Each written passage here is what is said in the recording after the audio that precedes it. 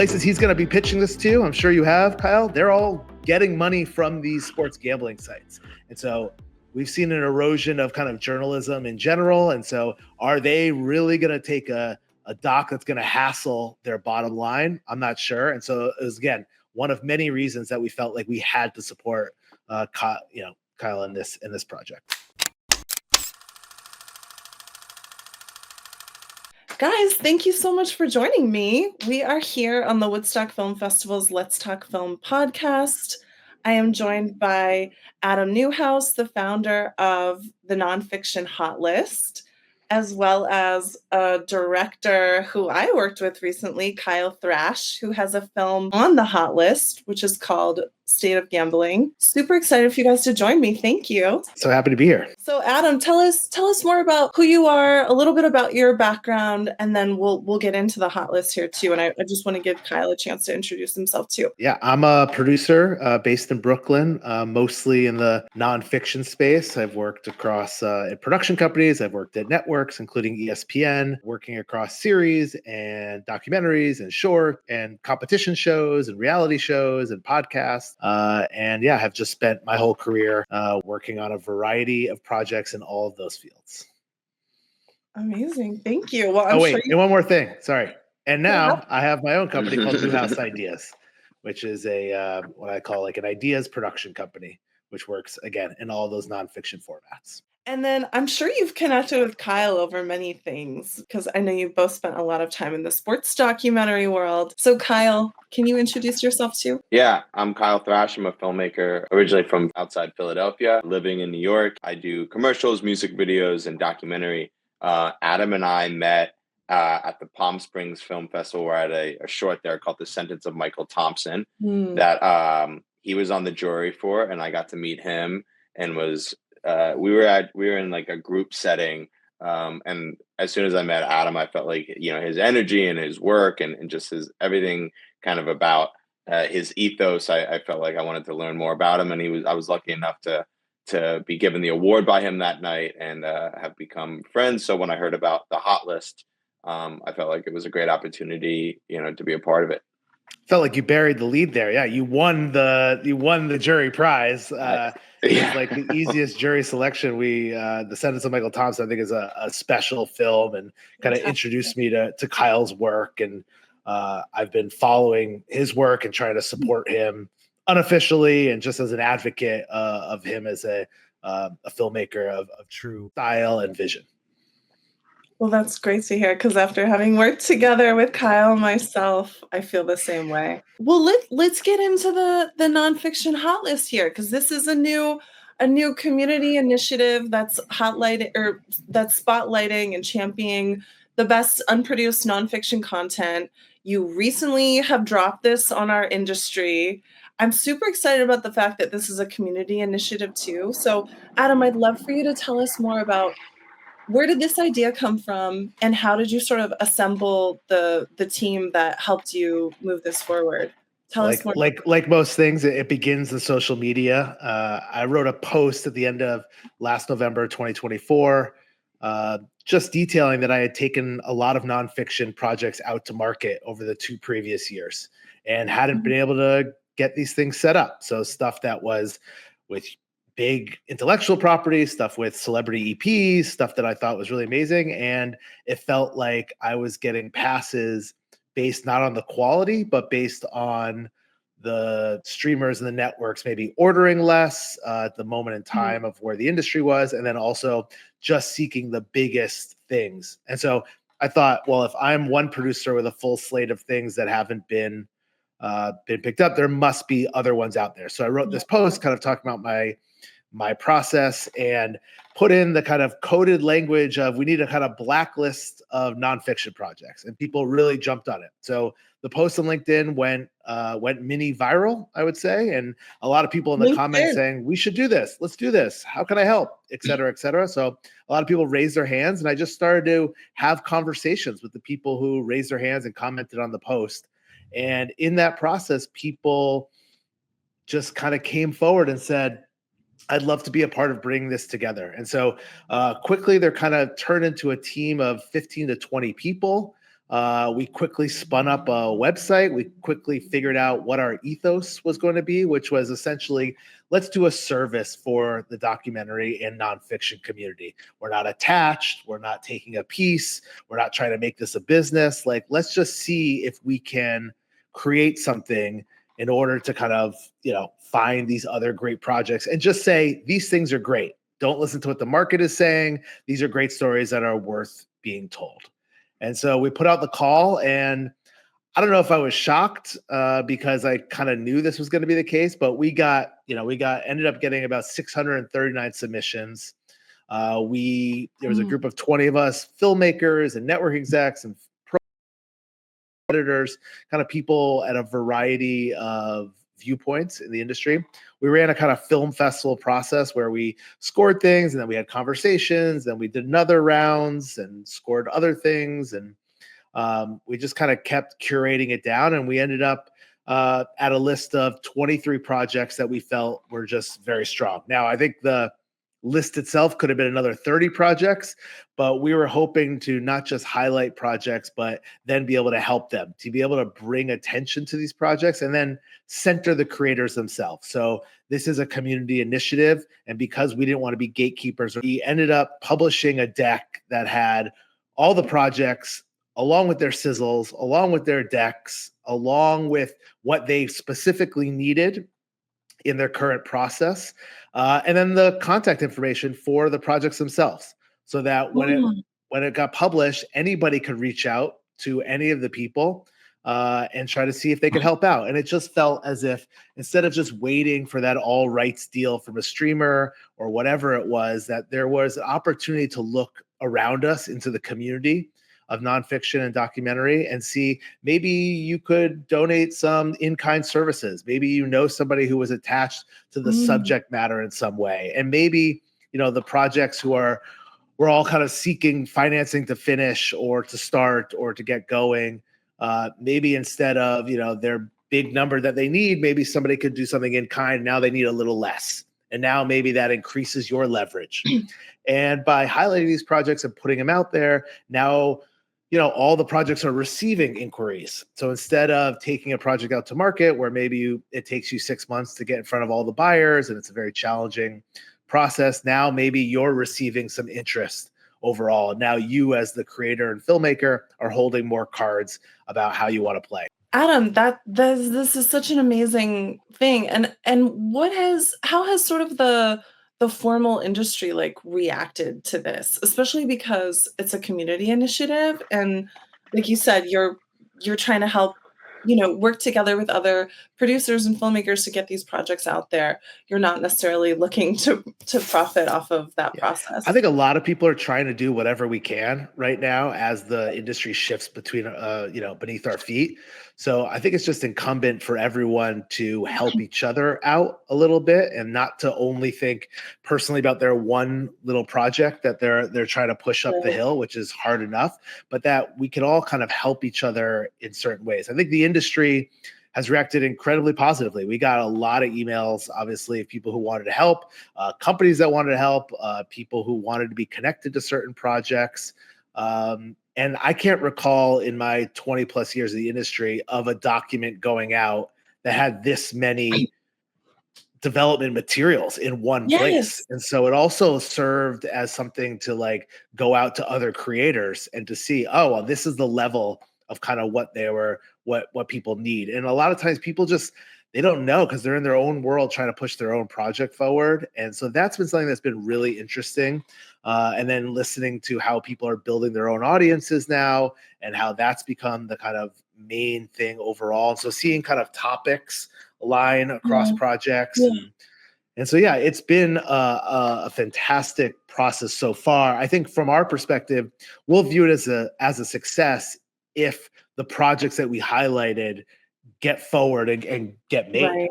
I mean, if that's the thing we really want to hang our hat on, it's not like, great, we did a curation for everybody. Great. It was a cool process. I'm sure we could do it again, but really want to see, can we help these things move forward quicker? And then if those happen, if filmmakers are saying, oh my God, I applied to this random thing that didn't exist called a nonfiction hot list. And next thing you know, and this happened. That's really the type of thing that we're really hoping to happen. And then if we were able to kind of have those types of, those types of results, then I think if we were to do it again, it would charge it with even more energy. I guess, Kyle, can you tell us about your project that's on the hot list, but also I want to understand more about what has shifted. Have you been getting some attention from being on the hot list? Yeah, I have. So our project's called State of Gambling. It's about the sports gambling business. Obviously, in the past few years, we've all seen sports gambling kind of conquer the advertising space. It's one of the biggest advertisers in our country, and it's slowly kind of crept its way into sports and kind of every corner of it, and you're seeing it now, the way that athletes are kind of being affected by it, from death threats to the way that they're played, to this scandal that came out last year with Jonte Porter, who's banned for betting on himself and taking his under. So things like that. And then I was affected by it personally. I was a I'm a huge sports fan, and love gambling, and didn't realize that the two could kind of create this nitrogen kind of fiery result in me that had me gambling too much. I wound up going to a community GA meeting in Manhattan, and I realized I wasn't the only one that was going through this. It was a group of 80 men on a Tuesday night in a church basement, and a lot of them were young people, and I was like, this is kind of stunning. I didn't realize that so many young people had kind of been going through what I had been going through in the 2 years that it had been legalized in the state that I'm in New York City. So seeing all these young people kind of going through it, I felt like, I should, see what I can do to not only help, but get awareness out about this. And I started connecting with people at the New York Times and these two lawyers from Boston that are currently suing DraftKings right now. And it's Dick Daynard, who is from he's the man responsible for taking down big tobacco in the 80s. And he saw something extremely similar with looking at kind of like all the marketing. And the other big state right now that's on the ballot for November is Texas. And that's part of where our documentary is going to be taking place, is kind of in the battle for Texas, as people push and pull over the voting of gambling in Texas, since it's gambling. They don't even have casinos in Texas. But Miriam Adelson just bought the Mavericks, and she's one of the biggest casino owners in the world. I have been following this. This is actually horrifying as one of the kind of oligarchs of the U.S. Can you tell the audience more about this, actually, Kyle? Yeah. So Miriam Adelson and her son bought the Dallas Mavericks, and people think are going to be trying to get gambling legalized. And she's obviously one of the biggest donors in the Republican Party, and was so they're thinking that gambling and sports gambling will probably get overturned this year, but we'll see. There's a lot of pushback, so we're going to kind of be at the cross section of it, as kind of listening to people and hearing from the community down there about the concerns, and again following this lawsuit in Boston with Harry and Dick as they take on DraftKings, and then these young gamblers that we're following. So it's a 3-parter, 3 characters. We're between 2 to 3 parts. But yeah, in terms of some of the benefits from the hot list, it's just been an amazing kind of reaction to just kind of planting the flag, with something like this. Again, it was like kind of a similar reaction to me going to that GA meeting, over a year ago. It was like just seeing the community, that other people are affected by this. This is a new thing. This has only been legalized for a couple of years. So this is something that I think, primarily are affected by young men, and just seeing so many people that, when I posted on Instagram, all these DMs from friends being like, dude, I'm so glad you're doing this. This is so important. That, that personal outreach was great. And then other producers and filmmakers just, saying like, how can I help? This is great. I'd love to be involved. Studios reaching out to me saying like, this would be perfect for us. Like, let's talk. And then, one of the things that I love, again, as someone that loves community, is the other filmmakers that are on the hot list reaching out to me, meeting new people, and also just like now having friends that are like, hey, like we obviously I did a project called The Turnaround, and the composer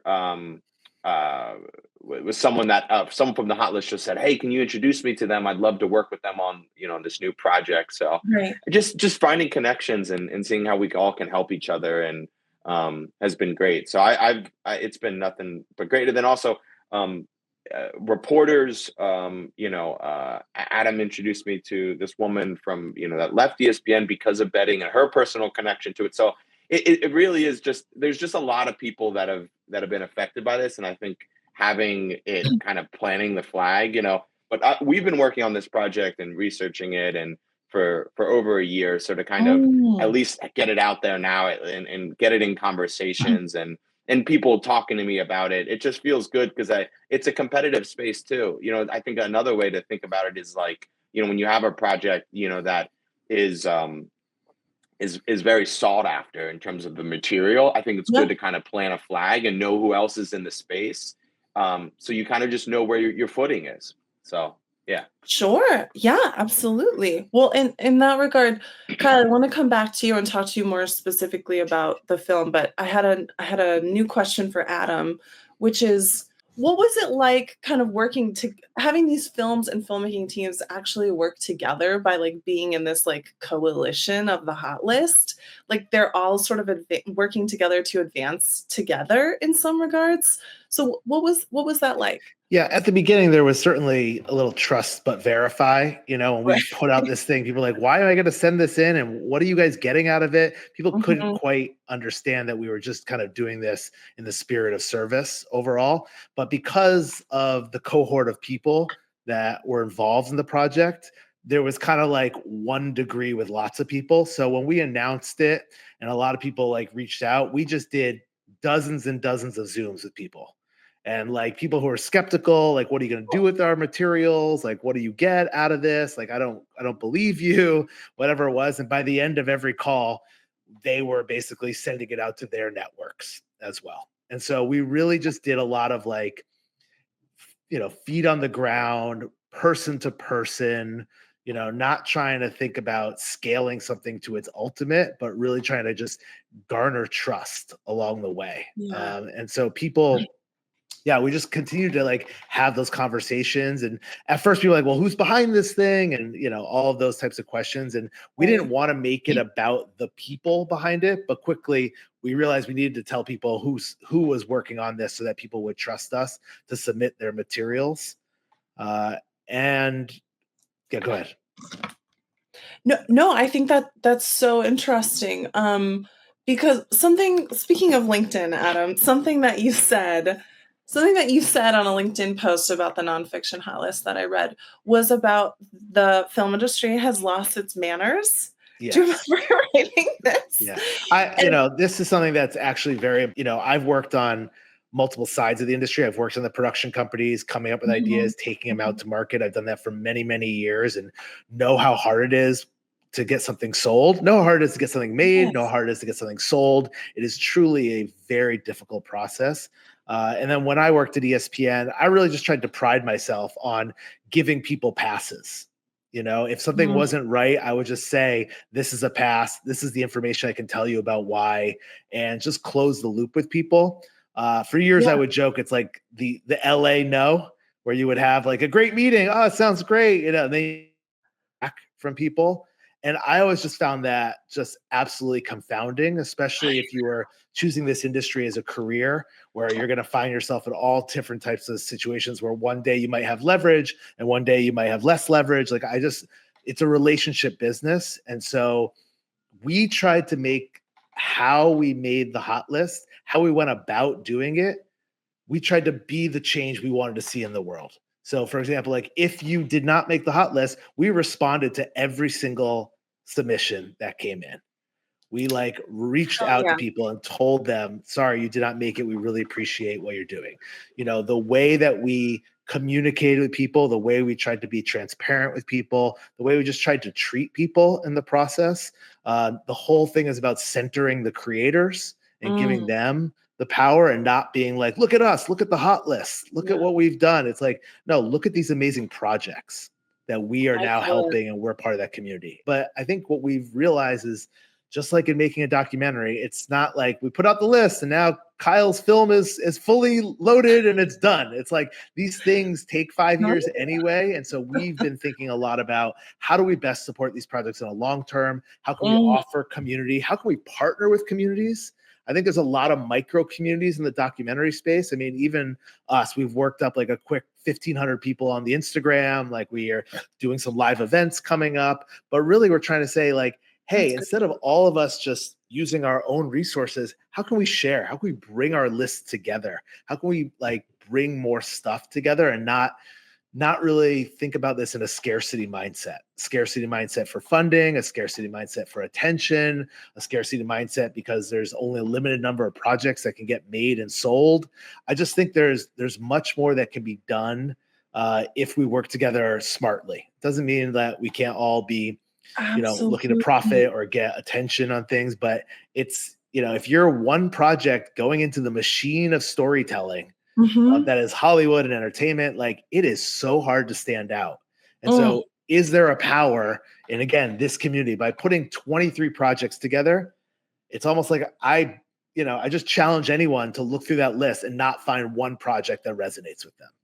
There's something for everybody. And to Kyle's point, we've encouraged the filmmakers to share resources with each other. We've encouraged people to kind of come together and just, again, share information, share contacts, share, resources, whatever it is. But there's just, your success is not dependent on somebody else not succeeding.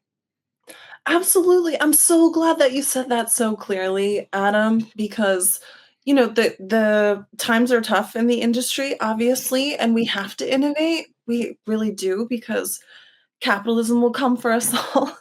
But I think working together as filmmakers, especially when when we have to find new ways to do things at this point, because no one's going to do it for us, is really, really cool. So I'm actually super inspired by what you've done as a producer, Adam, and I hope some of the listeners are thinking about, their wheels are turning from like witnessing what this project has been. Can you tell us about how you're sort of thinking about like internet culture and sort of like internet addiction a little bit as it relates to gambling being situated online? And the biggest thing that changed was, you used to have to go to a casino to bet. So, and that was bet period. So whether you're playing poker or blackjack, whatever, you used to have to drive, you go there and gamble, or you had to have a bookie.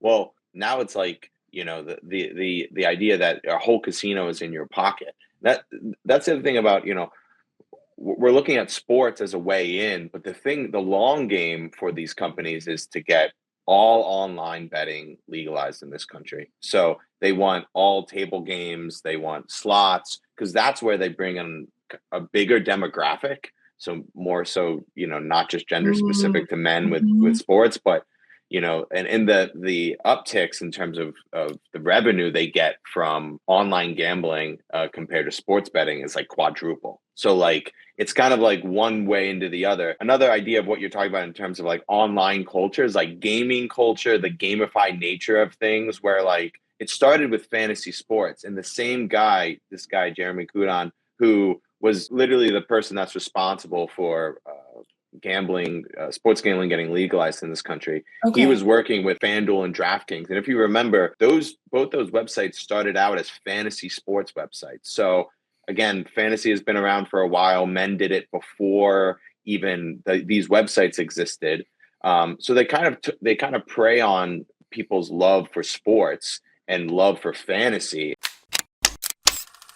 Now, if you watch TV, every major celebrity is picking up a check to endorse these things. And, when we saw that idea partnered with kind of Kyle's filmmaking and then his personal story and the kind of access that he has gotten through that, there's been finally like a conversation about young men in this country and just like the battles that young men are doing. And, this addiction and sports betting is predominantly men.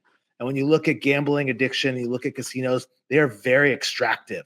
extractive to communities. Like when people and young men lose money, it means they're not spending it in other ways that can kind of enrich their environments and their communities and their loved ones' lives. And so this is a dire, dire situation. Just how quickly everything has shifted and everyone's just ignoring everything else and just plowing forward. And this is going to disproportionately hurt young men, which disproportionately hurts society when that happens. And so when Kyle had all of that lined up, and it just felt like this thing is so au courant. And again, if you watch any sports event, you will see 80% of the commercials will be gambling commercials.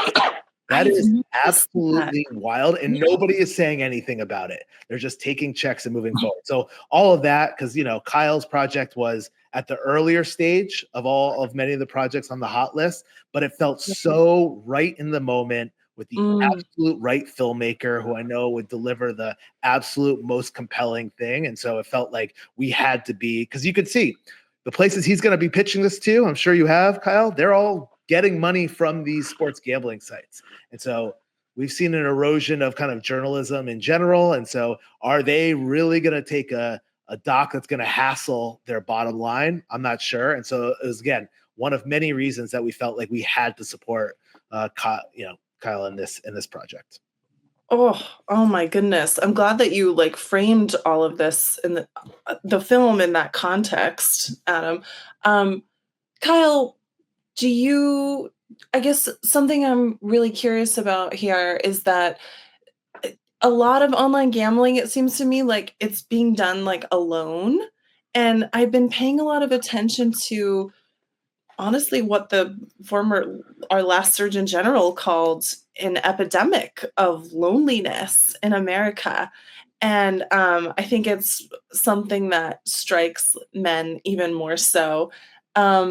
What does it mean? Do you kind of grapple with that sort of emotional part of it too, of people are spending time online gambling alone and it's kind of contributing to more of their sequester from community and society?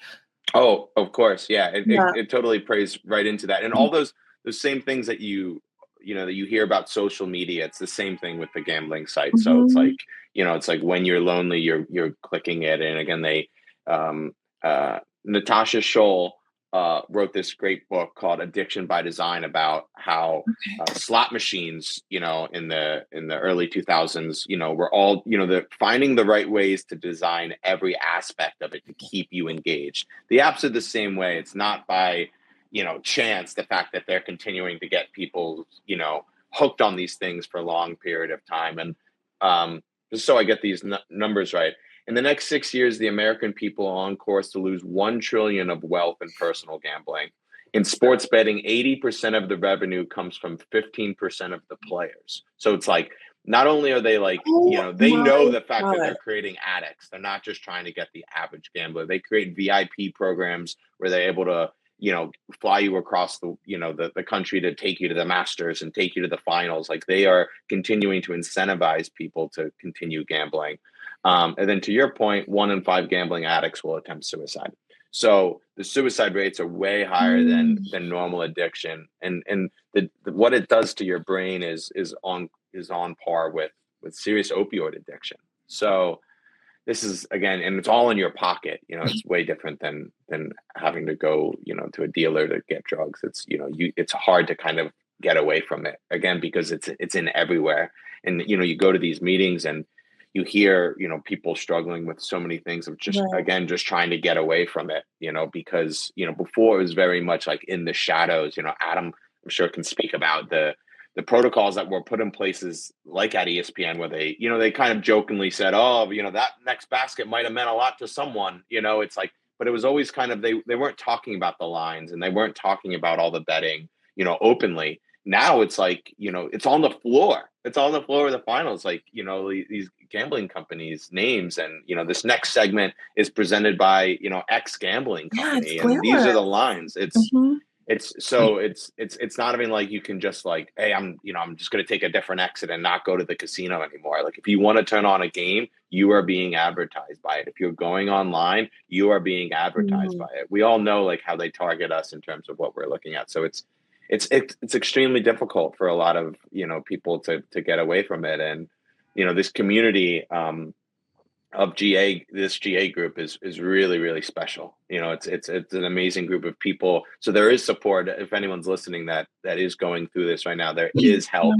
There's great help out there to get it. But again, a lot of the 1-800 numbers are run by the gambling company. So it's a bit of the fox guarding the hen house. It's not, there isn't a, like, kind of what, how important this hot list is in terms of like creating community around something that is, has different gatekeepers and has protocols that maybe are a little out of shape right now and kind of need to be retooled. The same thing as with the 1-800 numbers were designed before sports betting, was created. So it's really outdated, but the communities of GA groups are all around the country. And if people are struggling, they can reach out to them.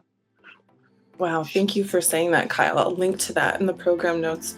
Well, I super appreciate you guys being here. Thank you so much. And thank you to the audience for listening. And we'll talk to you soon.